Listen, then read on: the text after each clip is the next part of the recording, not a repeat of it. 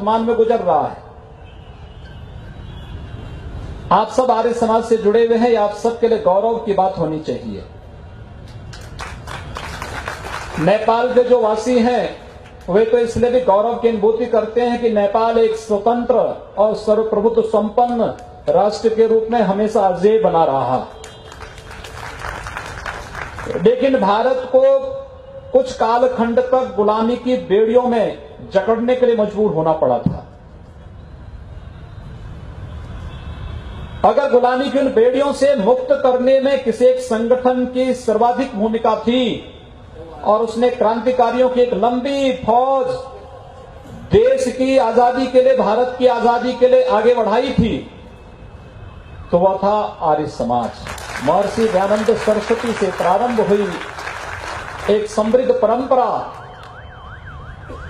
जिसने भारत की आजादी को लेकर के एक नया जज्बा पैदा कर दिया था। महात्मा गांधी ने स्वदेशी का आंदोलन बाद में चलाया और आर्य समाज इस आंदोलन को लेकर के बहुत पहले आगे बढ़ चुका था। महात्मा गांधी का भारतीय स्वतंत्रता के आंदोलन में आगमन 1915 में होता है, लेकिन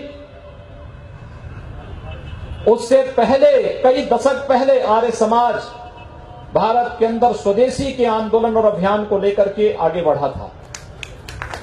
आप उठा करके देखिए, वीर सावरकर से लेकर के दुनिया के अंदर एकमात्र क्रांतिकारी जिसे एक जन्म में 2-2 आजन्म कारावास की सजा होती है, वो अपने को आर्य समाजी कहने में गौरव की अनुभूति करते थे। पंडित राम प्रसाद बिस्मिल, एक लंबी परंपरा,